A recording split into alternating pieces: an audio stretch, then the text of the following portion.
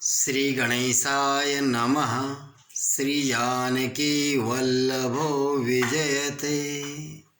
वीर अंजनी लाल भगवान की जय। सभी सनातन धर्मावलंबियों को आचार्य पंडित दिनेश शर्मा की ओर से सादर जय श्री राम। प्रिय मित्रों, आज हम भगवान श्री राम के त्रयोदश चरित्र में बातें करेंगे कि भगवान श्री राम चित्रकूट से जब निकलते हैं तब वे सभी ऋषि समूह से विदा लेते हैं। ऋषि समूह उन्हें विदा देकर आशीर्वाद प्रदान करते हैं। भगवान श्री राम, माँ जानकी और अपने अनुज लक्ष्मण के साथ वहाँ से ऋषि मुनियों के दर्शन करते हुए आगे बढ़ते हैं। अत्रि मुनि के आश्रम की ओर पहुँचते हैं और भगवान तुलसीदास जी ने क्या कहा है, मैंने द्वादश चरित्र में यह चौपाई आपके सामने प्रस्तुत की थी। तुलसीदास जी बहुत ही प्यारे शब्दों में वर्णन करते हैं। सकल मुनिन सब विदा कराई, सीता सहित चले दो भाई। अत्रि के आश्रम जब प्रभु गयऊँ, सुनत महामुनि हर्षित भयऊँ। सभी मुनियों से विदा लेने के बाद भगवान श्री राम जब अत्रि मुनि के आश्रम की ओर जाते हैं ना, तब जैसे ही अत्रि ऋषि को पता चलता है कि मेरे प्रभु श्री राम मेरे आश्रम की ओर आ रहे हैं, वे भगवान के स्वागत के लिए, उनके वेलकम के लिए, बल्कि यूँ कहना चाहिए उनके मोस्ट वेलकम के लिए अपने शिष्यों के साथ दौड़ते हैं।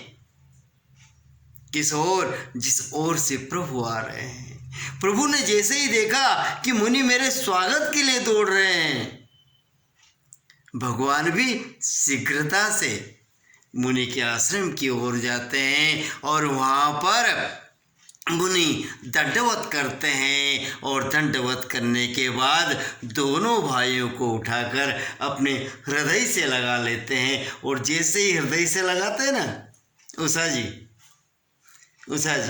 जैसे ही हृदय से लगाते हैं ना, भगवान को मुनि के नेत्रों से जो जल की बारिश होती है, उस जल की बारिश से दोनों भाई नहा लेते हैं। अर्थात मुनि के आंसुओं से, प्रेमाश्रुओं से बंधुओं दोनों भाई नहा लेते हैं, स्नान कर देते हैं। स्नान हो जाता है उनका, इतना प्रेमाश्रु बहता है।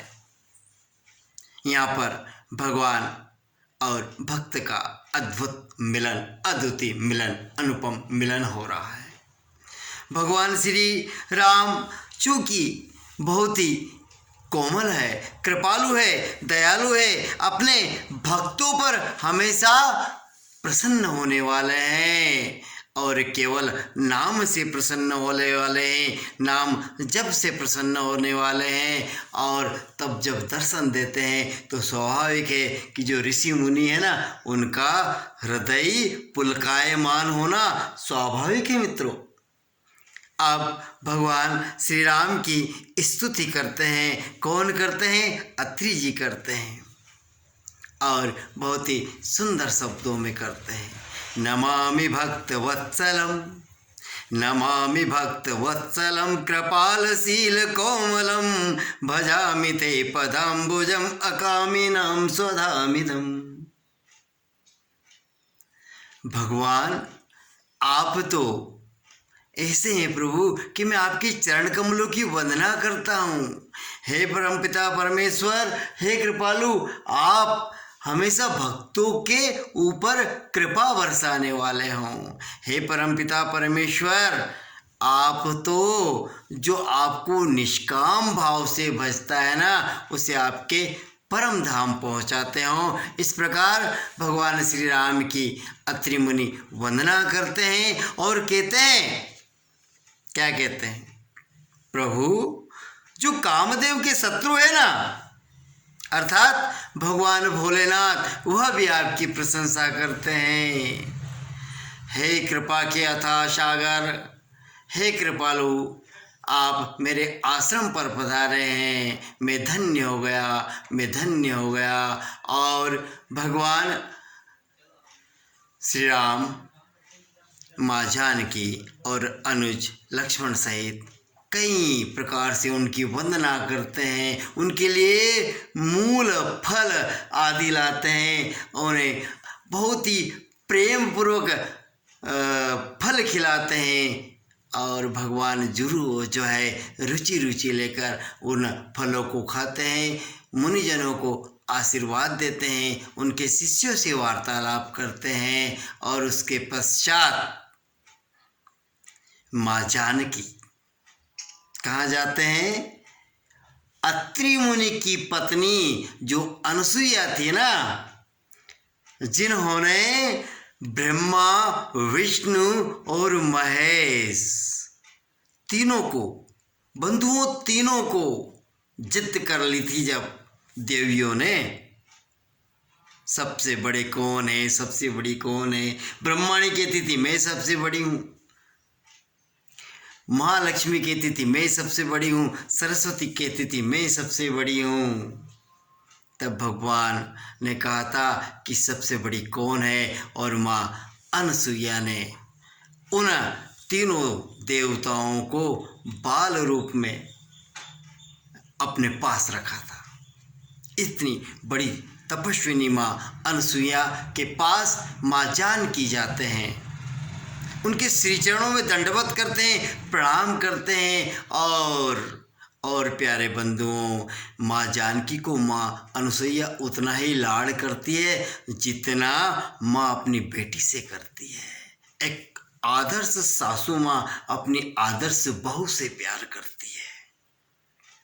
और जब माँ जानकी जाती है ना, तो सनातन धर्म को आगे बढ़ाने वाली माँ जानकी जैसे ही ऋषि पत्नी के पास जाती है तो दंडवत करती है। तो तुलसीदास जी बहुत ही बढ़िया तरीके से अपनी बात को कहते हैं, अनुसुईया के पद गई सीता, अनुसुईया के पद गई सीता, मिल बहोरी सुशील विनीता, ऋषिपतिनी मन सुख अधिकाई, आशीष देई निकट बैठाई। मुनि पत्नी ने माँ जानकी को आशीर्वाद दिया, अपने समीप बिठाया, अपने नज़दीक बिठाया, अपने निकट बिठाया, अपने नियर बिठाया और अपने पास में बिठाकर वात्सल्य भाव दिया।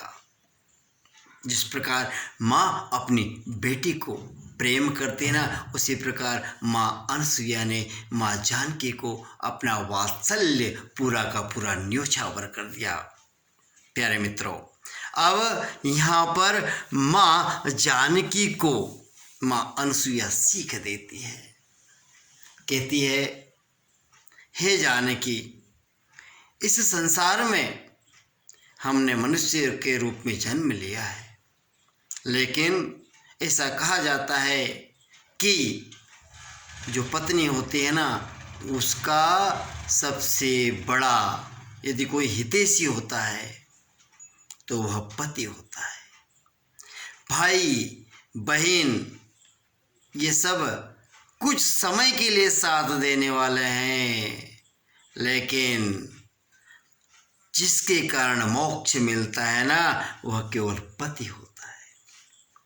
फिर माँ जानकी को माँ अनसुईया समझाती है, कितने प्रकार की स्त्रियाँ रहती है। हम प्यारे बंधुओं, जो हमारी माताएं बहनें हैं, हम इस मृत्युलोक में जी रहे हैं और इसलिए हम हमारे सगे संबंधी रिश्तेदार सभी होते हैं। तो माँ जानकी को माँ अनुसुईया कहती है कि जो श्रेष्ठ पतिव्रता रहती है, जो आदर्श पतिव्रता रहती है ना, वह तो केवल अपने पति को ही देखती है, उसे ही परमेश्वर मानती है। जो मध्यम स्त्री रहती है वह भाई, पिता और पुत्र को देखती है। जो उसकी बराबर की आयु के हैं उन्हें वह अपना भाई मानती है, जो उनसे बड़ी आयु के हैं उन्हें पिता मानती है, और जो उससे छोटी आयु के हैं ना, वह उन्हें अपना पुत्र मानती है। और कुछ स्त्रियां तो ऐसी होती है कि वह अपने पति को कुछ भी नहीं मानती है, और होगी तो बात ही अलग है।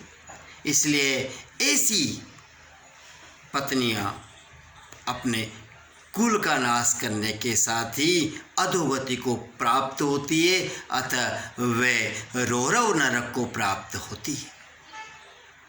प्यारे मित्रों, इसलिए माँ अनुसुईया हमारी माँ जानकी को समझाती है, कहती है कि हमें कभी भी पति से विलग नहीं होना है। भगवान तुलसीदास जी माँ अनुसुईया के माध्यम से माँ जानकी को कितनी प्यारी बात बता रहे हैं, और कहते हैं धीरज माँ अनुसुईया के द्वारा कहलवाते हैं। तुलसीदास जी श्री रामचरितमानस में लिखते हैं, धीरज धर्म मित्र अरु नारी, आपत काल परिखेहु चारी। जब हमारे ऊपर कोई आपत्ति आती है तो हमें यह चौपाई बहुत जल्दी याद आती है। एक आधी कथा में हम चले जाते हैं या कभी हम रामायण सुन लेते हैं तो ये बात हमें बहुत जल्दी याद आती है, अरे अरे मेरा तो मित्र साथ नहीं दे रहा है, मेरी पत्नी साथ नहीं दे रही है, क्यों? क्योंकि मुझे आपत्ति आ गई है। लेकिन क्या हम यह ध्यान रखते हैं कि जब हमारा कोई मित्र आपत्ति में आता है तो क्या मैं उसका ध्यान रखता हूँ?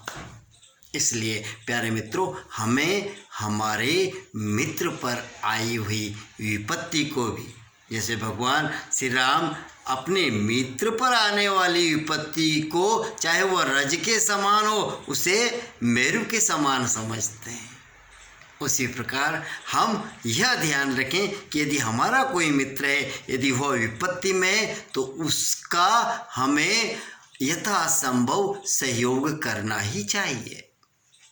माँ अनुसुईया माँ जानकी से कहती है, धीरज धर्म मित्र अरु नारी, आपत काल परिखेहु चारी। वृद्ध रोग वश जड़ धनहीना, कैसा पति हो? वृद्ध रोग बस जड़ धनहीना, अंध बधिर क्रोधी अति दीना। माँ अनुसुईया कहती है कि हमें विपत्ति में चारों बातों का ध्यान रखना चाहिए। सबसे पहले धैर्य, हमें कभी भी धीरज को नहीं खोना चाहिए, धैर्य रखना चाहिए। बी पेशेंस, हमें हमेशा धैर्य रखना चाहिए। धर्म, हमारा जो धर्म है उसको कभी भी किसी भी परिस्थिति में त्यागना नहीं चाहिए। और इतिहास भरा पड़ा है, गुरु गोविंद के बच्चे हो या बंदा बैरागी हो, इन्होंने अपने धर्म की रक्षा के लिए अपने आप को समूल नष्ट कर दिया, बहुत पीड़ा सही, अपने बच्चों को दीवारों में चुनवा दिया, लेकिन सनातन धर्म को कभी झुकने नहीं दिया। इसलिए हम यदि कोई विपत्ति में आ जाए तो इसका मतलब ये नहीं कि हम अधर्म करने लग जाएं, ऐसे कार्य करने लग जाएं जिससे अधर्म होता है। इसलिए हमें धर्म को भी नहीं छोड़ना चाहिए और न ही धीरज को छोड़ना चाहिए। मित्र, यदि हम धैर्य को नहीं छोड़ेंगे, धीरज को नहीं छोड़ेंगे, धर्म को नहीं छोड़ेंगे तो इनकी भी परीक्षा होती है। आप धैर्य की परीक्षा लीजिए, आप जितना धैर्य रखेंगे वो उतना आपका साथ देगा। यदि आपका कोई अच्छा मित्र है ना, जैसे कि आचार्य पंडित रामचंद्र शुक्ल कहते हैं, जिसको एक अच्छा मित्र मिल गया उसको 3 चीजें मिलती है, माँ, औषधि और खजाना। और यह किन किन को मिले? सुदामा को मिले, है ना, सुग्रीव को मिले, विभीषण को जो है स्वामी के रूप में मिले। प्यारे बंधुओं और नारी, जब मनुष्य के ऊपर विपत्ति आती है तो ये 4 लोग उनका साथ देते हैं, धीरज, धर्म, मित्र और नारी। फिर माँ जानकी को समझाते हुए आगे माँ अनुसुईया कहती है कि पति चाहे कैसा हो पति, तो वह भले ही बूढ़ा हो, रोगी हो, उसके पास पैसा नहीं हो, दरिद्र हो, अंधा हो, बहरा हो और क्रोधी हो, एंग्री मैन हो, लेकिन ऐसा कहा गया है कि उसे भी कभी त्यागना नहीं चाहिए। प्यारे मित्रों, इस प्रकार माँ अनुसुईया माँ जानकी को संदेश देती है और कहती है कि आप ऐसा मत समझना है कि मैं आपको बहुत बड़ा उपदेश दे रही हूँ। हे सीता, आपका तो नाम लेकर ही भारतवर्ष की नारियां पतिव्रत धर्म का पालन करती है, पालन करेगी। मैं तो केवल यह कह रही हूँ कि इस दुनिया को समझ में आ जाए। इसलिए तुलसीदास जी बहुत प्यारी बात कहते हैं, सुन सीता तब नाम सुमिरी, नारी पति व्रत करहीं, तो ही प्राण प्रिय राम, कहूँ कथा संसार हित। हे जानकी, आप का तो नाम सुनकर ही भारतवर्ष की स्त्रियां पतिव्रत धर्म का पालन करेगी, क्योंकि आप को तो राम जी आपके प्राणों से भी अधिक प्रिय है। इसलिए मैं यह कथा तो संसार के लिए आपको सुना रही हूँ। बोले राघवेंद्र सरकार की जय, अनुसुईया मात की जय, माँ जानकी की जय। प्यारे बंधुओं, इस प्रकार भगवान श्री राम अब अत्रि जी से कहते हैं, प्रभु हमें विदा करिए। और अत्रि जी कहते हैं, प्रभु यह कैसे हो सकता है, मेरे घर ईश्वर आए। अरे हमारे घर कोई अच्छे मेहमान आ जाते हैं ना तो हमारा मन नहीं होता है कि आप जाइए, चले जाइए, नहीं, रुकिए ना, रुकिए ना, रुकिए रुकिए। आवत हियर से नहीं नैन नहीं सने, तुलसी तहन जाइए कंचन बरसे में। और तुलसीदास जी आगे भी कहते हैं, क्या कहते हैं, तुलसी ऐसे मित्र के घर जाइए, जाकी आंखों में सने। तुलसीदास जी कहते हैं कि ऐसे मित्रों के घर हमें अवश्य जाना चाहिए, जिनकी आंखों में हमारे लिए बहुत ही स्नेह भरा रहता हो, भरा हुआ हो। और प्यारे मित्रों, यदि हमें अच्छे मित्र मिलते हैं तो ये दोनों बात हमारे अंदर होना चाहिए, यही हमारा स्वाभिमान है। अब आगे भगवान अत्रि उन्हें विदा नहीं करते हैं और कहते हैं प्रभु आप खुद ये कहिए। भगवान जो है अत्रि ऋषि से विदा लेते हैं। अत्रि ऋषि कहते हैं कि हे भगवान आप तो बहुत ही कोमल हो, इसीलिए तो सभी देवताओं को छोड़कर माँ लक्ष्मी आपको भजती है। और इस प्रकार प्रभु की महिमा का बखान करते हैं। प्रभु आगे चलते हैं और आगे जाकर जब वो आगे चलते हैं ना, तो मार्ग में जब उनके ऊपर धूप आती है तो बादल सूर्य की आड़ में आ जाते हैं और प्रभु जी को छाया दे देते हैं। और जो जिस वन से जा रहे हैं, जिस कानन से जा रहे हैं, जिस जंगल से जा रहे हैं, जिस फॉरेस्ट से जा रहे हैं, वह वहाँ पर उनके लिए सुंदर रास्ता बना देते हैं। ऐसे हैं मेरे राम। और जब वो आगे जाते हैं, रास्ते में कई ऋषि समूहों से मिलते हैं। एक वराद नाम का राक्षस मिलता है, उसका अंत करते हैं। फिर वह कई मुनियों के पास जाते हैं। वहीं पर जो है उनको सरभंग ऋषि मिलते हैं, उनके दर्शन करते हैं। सरभंग ऋषि कहते हैं कि प्रभु जो है मैं ब्रह्मलोक को जाने वाला था, लेकिन मुझे पता चला कि आप आने वाले हो, तब से मैं आपकी तपस्या में लीन हूँ और आज आप आ गए हैं, आप ठहरिए। और सरभंग ऋषि अपनी योग, तप, तपस्या, जाप, अनुष्ठान सबका फल भगवान श्री को दे देते हैं और चिता बनाकर खुद जो है चले जाते हैं। वो ईश्वर में लीन नहीं होते हैं, क्योंकि उन्होंने भक्ति के भेद को पहले ही पा लिया था। फिर इस प्रकार भगवान आगे बढ़ते हैं और वहाँ पर वो जब हड्डियों का ढेर देखते हैं तो पूछते हैं कि ये किन की हड्डियाँ हैं। तो ऋषि संत कहते हैं प्रभु आप तो जानने वाले हो, त्रिकालदर्शी हो। ये जो राक्षस लोग हैं ना, इन राक्षस लोगों ने ऋषि मुनियों को मारा है, ये उनकी हड्डियाँ हैं। और भगवान को अपना क्षत्रिय रूप याद आ जाता है। ब्राह्मणों से मुखमासित भावराजन्य कृत, जिसके लिए मैंने जन्म लिया है, अवतार लिया है, अर्थात गौ की रक्षा के लिए, धर्म की रक्षा के लिए, ब्राह्मणों की रक्षा के लिए, ऋषि मुनियों की रक्षाओं के लिए और इस भारत माता की रक्षा के लिए मैंने जन्म लिया है। वे अपनी भुजाएं उठाते हैं और संकल्प लेते हैं कि मैं इस पृथ्वी को राक्षसों से रहित कर दूंगा। और इस प्रकार वे वन में कई ऋषि मुनियों से मिलते हैं। वे आगे जो है अगस्त ऋषि के शिष्य से मिलने वाले हैं।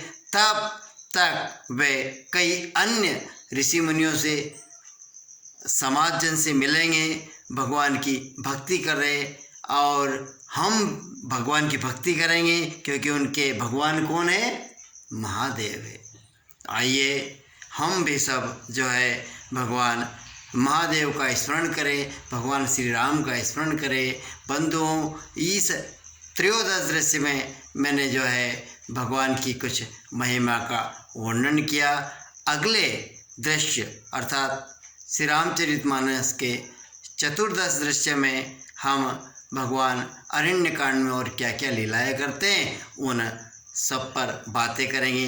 तब तक आप हरि स्मरण करते रहिएगा। ओम नमः शिवाय, ओम नमः शिवाय। बोले राघवेंद्र सरकार की जय।